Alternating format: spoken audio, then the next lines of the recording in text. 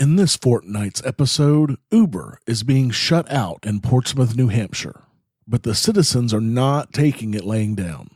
What's in the news, with news on ballistic fingerprinting, vets getting medical marijuana, and the government using asset forfeiture to steal more than criminals, and an Ancap App segment on lawnmower.io. Welcome to The Lava Flow, channeling the flow of information to the libertarian, anarcho-capitalist, voluntarist, and agorist community. Find us at thelavaflow.com. Here's your host, Roger Paxton.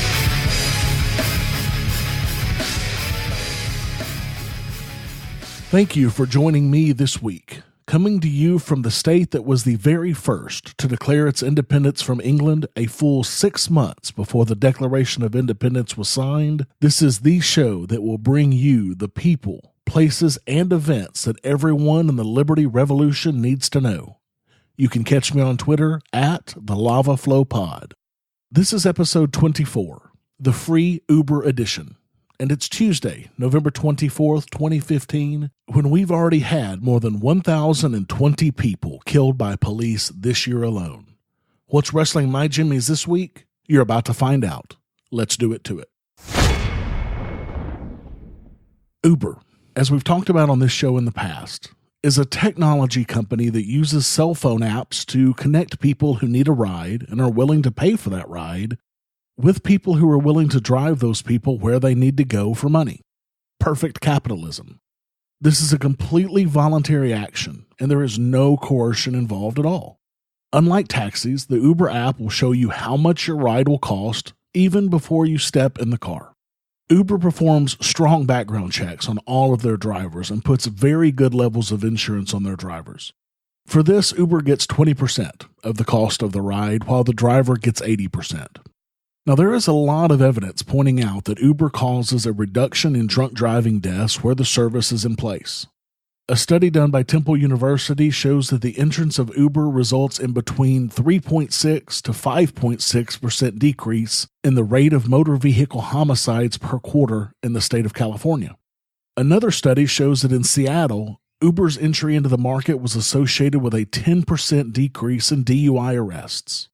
Now, this sounds like a brilliant business model to me and a service that any city would want to have in their area. But not so fast. Many cities are banning Uber outright or trying to force Uber drivers to go through even more stringent checks than Uber already does, increasing the costs and red tape for Uber drivers. Why would they do this? It's clear that in nearly every city that this is happening in, it's the city's taxi drivers that are behind it. They are generally a pretty powerful lobby in most cities, and of course, they don't want the competition that Uber brings. One cabbie in Portsmouth, New Hampshire said that Uber drivers are, quote, stealing money from us. This is a word-for-word quote on Fox News Boston. So in other words, the rider's money does not belong to the rider to choose who he wants to spend it with. Instead, that money belongs to the taxi driver. Does this sound at all familiar to you?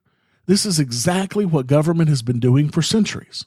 The cabbies, with the full support and help of the city of Portsmouth, are creating barriers to entry with the direct benefit of reducing competition for cab drivers.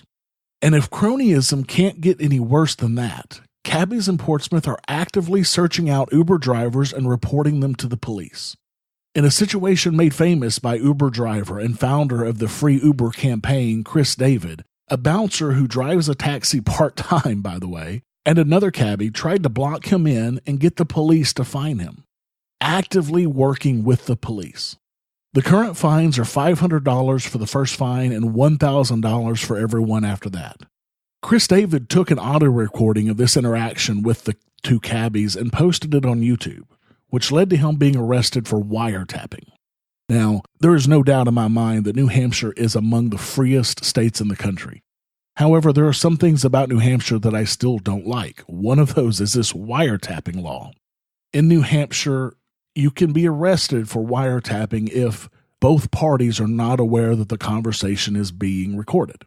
But yes, in a public place where there is no expectation of privacy, Chris David was still charged with wiretapping. The Lava Flow will be following that case closely and bringing you more updates to it later. In this situation where the cabbies tried to block Chris David, once the riders actually got in the car with Chris, they began cussing the cabbie, telling him, quote, "Dude, your service sucks. Cabs in this town blow. We take Ubers because you suck." One of the riders also said, "I took a cab once from here to Hampton, where I'm living, and it was $60. I take an Uber, it's $28. It's a nicer car, and it's nicer people. It's a superior product, superior service, and it is the epitome of capitalism." And he's right.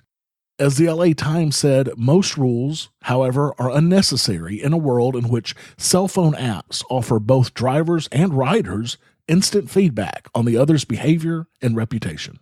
Although Chris David has not been fined yet for driving for Uber, despite his arrest on the unrelated charge, the city of Portsmouth has fined other Uber drivers, including a 63-year-old grandmother who has been fined 4 times now. Now, this grandmother is a bus driver as well. So the city of Portsmouth will allow her to take kids back and forth from its indoctrination centers just fine. But if she has the gall to pick up a person who voluntarily wants to ride in her vehicle for money, then she is all of a sudden a criminal. There is no logic to this at all. The Lava Flow attended a rally at the Portsmouth City Council meeting on Monday the 16th with about 40 other protesters. At this meeting, the city of Portsmouth voted 7-2 to advance an amendment to the transportation ordinance with the changes requested by Uber. That pushed the conversation into December. Unfortunately, the council decided not to grant the primary request, which was to suspend enforcement of the current ordinance while conversations continue. This means the police will continue hunting down Uber drivers instead of keeping the streets safe. One Portsmouth City Councilman, Mr. Thorson, made some really solid points at the meeting. In response to Councilman Lone, who said the council had a duty to protect safety in Portsmouth, Mr. Thorson said, quote, "Do we have a positive duty to do anything? We're not doing anything about limos. They have cars. They have drivers. And we don't ask for them for background checks. We obviously don't feel we have a duty there. We don't have a duty, we don't think, to do a background check on gondola rides. We don't have a duty for buses. We don't feel that we have a duty for many different types of transports, for shuttles. So I'm left in my mind kind of wondering, yes, we can put together an ordinance that we think is safer for people, but to cast it as a duty, the city has to regulate rideshare or taxis, but not have the exact same duty on several other types of businesses. We don't do background checks on chefs and cooks, and yet they have a huge impact on the safety of people in the city. In fact, we don't do background checks on anybody except city employees, taxis, and rideshare. How far do we want to go? And why are we singling out the rideshares and taxis? And maybe we shouldn't be doing it at all. I'd like to see us treat rideshares and taxis the same way we treat the horse and buggy guy. He doesn't have to do a background check at all.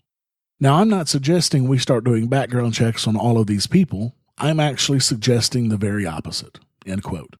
Now, that is some very rare sound judgment from a government employee. Thank you, Mr. Thorson. You can be sure that the Lava Flow will be at the next Portsmouth City Council meeting and reporting to you what happens from there. In the interim, please take some time to check out Free Uber at freeuber.org and on Facebook at facebook.com/freeubernow. Since Chris David had to post a $5,000 bond to not sit in jail while his child was being born, if you have some extra coin, please throw some his way. Have you subscribed to the Lava Flow on iTunes or any mobile device yet? Then what's wrong with you? Go to thelavaflow.com/subscribe so you don't miss a minute of the show. And while you're subscribing, make sure to leave me a 5-star rating and review the show to help others find our podcast. thelavaflow.com/subscribe. What's in the news? The news you need to know from a libertarian perspective. In biting the bullet news, the state of Maryland is finally ending its 15-year, $5 million ballistics fingerprinting database that did not solve a single crime. Ballistic fingerprinting was sold to Maryland residents as a way for police to literally use discarded crime scene shell casings to find the gun that had fired them, and thereby the person who possessed the gun at the time of the crime. To accomplish this, Maryland began a process of requiring one spent shell casing from every new handgun sold in the state to be sent to the Maryland State Police. The theory was that markings on that round would be used to identify the gun should a spent casing with similar markings be found at a crime scene. Yet no crimes were ever solved via the ballistic fingerprinting requirements.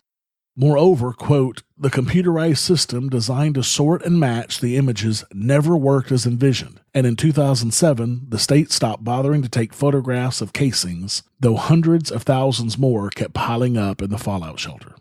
Ballistic fingerprinting just does not work.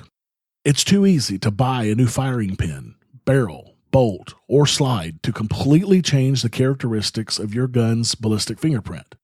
Hell, my 1911 has had a new firing pin and a new barrel put on it as upgrades over the last few years. Not to mention that buying a drop-in conversion kit to change the caliber of your weapon is super easy as well. I can change my .45 to a .22 easily and cheaply.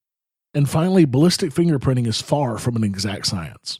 One California Department of Justice study showed that ballistics experts miss the mark on identifying bullets from the same gun up to 62% of the time. It's good to see that Maryland has finally decided to save their taxpayers millions of dollars by stopping an ineffective and costly government program. In federal common sense news, the U.S. Senate has passed a measure that will allow veterans living in medical marijuana states to take advantage of those programs without consequence. As it stands, the Department of Veterans Affairs strictly prohibits any doctor under their employ from so much as even discussing medical marijuana with their patients. To make matters worse, the department has also refused to provide prescription drug access to any veteran who tests positive for marijuana. Earlier this year, the U.S. House of Representatives voted 213 to 210 against this concept, mostly because of the Republican majority. However, last night, the Senate version was put on the negotiation table to be included as part of a federal spending bill, which makes it much more likely to pass the House. I look forward to a day when all free people can choose whatever medicine they want for their illnesses. In legalized theft news, the U.S. Department of Justice has released new numbers showing that the value of asset forfeiture recoveries by U.S. authorities from 1989 to 2010 was over $12 billion. That is billion with a B. This is increasing an average of 19.5% every year. Let that sink in for a minute. Can you imagine what $12 billion looks like? But that is the value of property stolen by the government. Tell me that our current police state is not policing for profit. Last year alone, nearly $4.5 billion was stolen by police agencies. As Matt Agarist of the Free Thought Project said, to put this number in perspective, according to the FBI, victims of burglary offenses suffered an estimated $3.9 billion in property losses in 2014. That means that law enforcement in America has stolen $600 million more from Americans than actual criminal burglars. When police surpass the criminal accomplishments of those they claim to protect you from, there is a serious problem. This is just disgusting, and all Americans should be crying out about this. I plan to eventually do an episode of this show on civil and criminal asset forfeiture to dissect these practices. So stay tuned in the future. You're not going to want to miss that one. In as if we didn't see this coming news, the Department of Health and Human Services attempted to reassure private insurers on Thursday that they'll be able to recover losses from participating in Obamacare by claiming it was an obligation of the U.S. government to bail them out. At issue is a provision within the law known as the Risk Corridors Program. Under the program, which runs from 2014 through 2016, the federal government is to collect money from health insurance doing better than expected and use those funds to provide a federal backstop to other insurers who incur larger than expected losses from rising medical claims. The idea was to provide training wheels to insurers in the first years of Obamacare's implementation and to take away any incentive for insurers to cherry-pick only the healthiest customers. Republicans, fearing that this could turn into an open-ended government bailout in the event of industry-wide losses, included a provision in last year's spending bill that limited that program, requiring Health and Human Services to pay only from the pool of money collected rather than supplementing it with other sources of government funding. President Obama signed that bill. Now that insurers have been able to look at medical claims, what they found is that enrollees in Obamacare are disproportionately sicker, and losses are piling up. For the 2014 benefit year, insurers losing more than expected asked for $2.87 billion in government payouts through the Risk Corridors program, but HHS only collected $362 million from insurers performing better than expected. Thus, the funds available by the federal government only amounts to 12.6% of what insurers argue that they're owed. So, as expected, insurance lobbies are fighting back and demanding more taxpayer money. In a statement issued on Thursday, the same day that the nation's largest insurer, United Health, announced that it may exit Obamacare completely due to mounting losses, Tavener said, quote, "We've been very clear with the administration about the serious challenges facing consumers and health plans in this exchange market. Most recently, nearly 800,000 Americans have faced coverage disruptions as a result of the significant and unexpected shortfall with the Risk Corridors program. When health plans cannot rely on the government to meet its obligations, individuals and families are harmed as a result. The administration must act to ensure this program works as intended and customers are protected."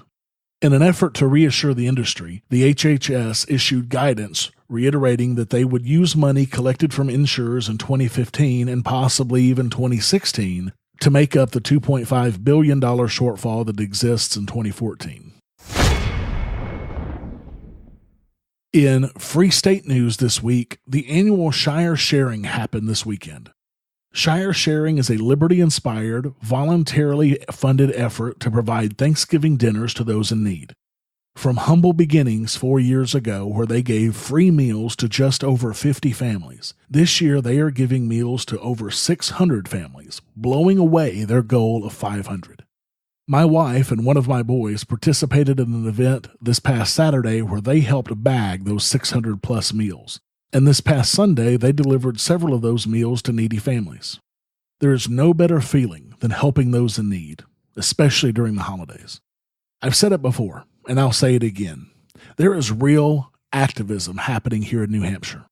From Shire Sharing to free Uber, to being the Liberty media capital of the world, you need to be here to understand it. Sign the Free State Project pledge today at freestateproject.org/join and be a part of history. It took less than a month to get the latest 1% of signers. So at this rate, the move will be triggered sometime next summer. Help us create liberty in our lifetimes by joining the Free State Project. Exercise your free market muscles by going to thelavaflow.com/support and giving a per episode donation of as little as $1 an episode, or use Bitcoin. Get exclusive content, rewards, and help the Lava Flow become fiscally neutral while providing you more content. thelavaflow.com/support.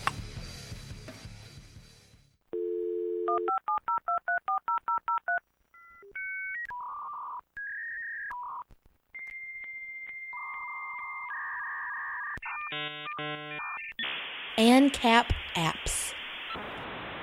I found a really cool new app that I just started using, and if you use Bitcoin, I would suggest this app for you as well. The app is called Lawnmower, and it's on both iPhone and Google. You can find it at lawnmower.io. Now, Lawnmower is a great way to easily and painlessly get Bitcoin without even noticing that you're buying it. This is how it works. You open a Coinbase Bitcoin wallet and link it to your Lawnmower account. Then you link Lawnmower to your checking account. Every transaction that you make in your checking account will then round up to the nearest dollar, and the difference will go into your Coinbase wallet as Bitcoin. So, for example, you go to McDonald's and you buy some food. You use your checking account debit card for the purchase of, say, $9.57. Lawnmower sees this, rounds the purchase up to $10, and sinks the 43 cents that are left into your Coinbase account as Bitcoin. You won't even hardly notice the missing 43 cents, and you will start accumulating Bitcoin to use for purchases elsewhere. If you make a purchase of a whole dollar price, say $3, Lawnmower.io will add an additional $1 unless you change your multipliers. Now, the multipliers are pretty cool, but I haven't changed mine from the default ×1 multiplier yet. The multiplier allows you to set how much you want to pull from each transaction. So since my multiplier is set to ×1, it will always pull that exact number that is the difference in my purchase and the next whole dollar. But you can set your multiplier to anything from 0.2 all the way up to ×10. This will increase or decrease the amount of Bitcoin purchased for each transaction.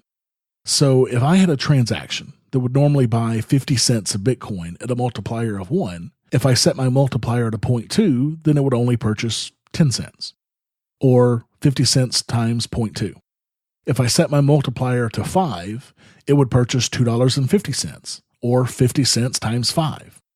And you can change this at any time. It's a really neat feature. You can also set a spare change threshold where it will hold only a certain amount of the money before actually making the Bitcoin purchase. The lower limit is $4, so it will wait until you have $4 before making the Bitcoin purchase. You can set this all the way up to $20. This will cut down on the fees that Coinbase charges. Coinbase, I believe, charged 15 cents per purchase, so making this number higher will lower the cost of your transactions per Bitcoin. Jess and I will be doing this so we can sink more money into Bitcoin quickly and easily. We've been using Bitcoin up here in New Hampshire quite a bit lately, and it's awesome. I recently made a purchase from Amazon using Purse and saved 35% using Bitcoin. That's just huge. You know, I talked about Purse a few episodes ago, back in episode 20, which you can listen to at thelavaflow.com/20. Purse is a website that allows you to buy anything you want from Amazon and save huge money. I bought my Zoom recorder for 25% off, and it arrived in 2 days, saving me almost $80. My highest savings was 44% on a purchase so far. If you aren't using Purse to buy everything on Amazon, then you're throwing your money away. You can use Purse at thelavaflow.com/purse, and I'll get a small percentage of the purchase without costing you a dime. So head on over to thelavaflow.com/purse today and start saving tons of money on Amazon. Now, in the past, you've heard me recommend Coinbase as a Bitcoin wallet, and there's been a lot of controversy over Coinbase lately. Apparently, Coinbase joined a Bitcoin conference hosted by the Digital Currency Task Force with the Department of Justice, and that has a lot of people in a kerfuffle. However, there were over 175 Bitcoin merchants there, and it was not nearly as nefarious as you possibly heard. The goal of the conference was to bring public and private sectors together to develop strategies for keeping cybercrime on the low using Bitcoin. Now, that's certainly not the best use of Coinbase's time, in my opinion. But damn, if we boycotted every company that ever had dealings with the government, we wouldn't be able to do business with anybody. It's all a bit of nonsense, in my opinion. Having said that, Coinbase has been proving lately why it is a Bitcoin leader. Back in October, they introduced instant Bitcoin buying in 26 countries. Also, just last week, they introduced the first ever Bitcoin debit card in the U.S. It's a Shift Visa card, and it allows you to use Bitcoin to buy literally anything, anywhere that accepts Visa. There are currently no transaction fees for you, and there's only a $10 issuance fee to get started. At this point, Shift is only available in 25 states, with my new home state of New Hampshire not being one of them yet. But as soon as it is, I will be getting one of these. You can see if your state is available at shiftpayments.com on their fact page. And please, if you aren't currently a Coinbase customer and you want to get involved in using Bitcoin, use my referral link to open your account and buy Bitcoin.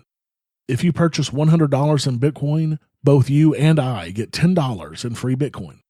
Dean has just recently done this, and he got each of us a free $10. Thank you so much, Dean. The affiliate link is at thelavaflow.com/Coinbase whenever you're ready. Thank you for listening to the show this week. As always, I need to thank my partner in protest, Jessica, for her help with this show, and Sheltered Life for allowing me to use their music. For the show notes to this episode, where I put links and other information that's been on this show, go to thelavaflow.com/24. I have a couple of new iTunes reviews recently. From Tourist Story, subscribe and listen. I met Roger on Facebook when we were both commenting on the same post. Roger mentioned his take on the subject, very different than mine, was covered in his podcast. I had a listen, and I've been hooked ever since. Roger was right, by the way. Roger's voice is an absolute pleasure and easy to listen to, unlike so many other podcasts.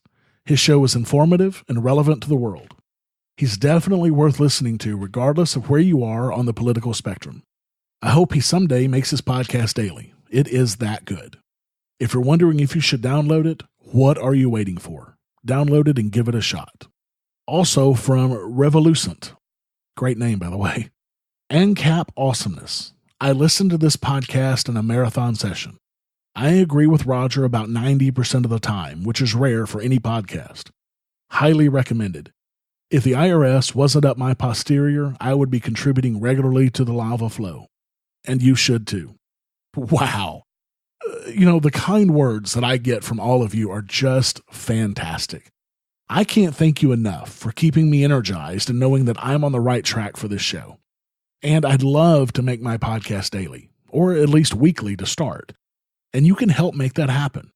Just like David did by donating $2.50 per episode to the Lava Flow at thelavaflow.com/support. Thank you so much, David. And like David, if you like what this show gives you and you want more of it, and to keep this show ad-free, exercise your free market muscles by going to thelavaflow.com/support and giving a per episode donation of as little as $1 an episode using Federal Reserve notes through Patreon or Bitcoin through Coinbase. There are monthly costs associated with doing this show, and I need additional equipment to continue making this show better for you every single episode. I'm now sitting at 36%, more than 1/3 of the way towards bringing you more content. Help me get closer to my first goal by going to thelavaflow.com/support. Until next time, keep striking the root. Thank you for listening to The Lava Flow at thelavaflow.com. Don't miss an episode. Subscribe now at thelavaflow.com/subscribe. This has been a Pax Libertas Productions podcast.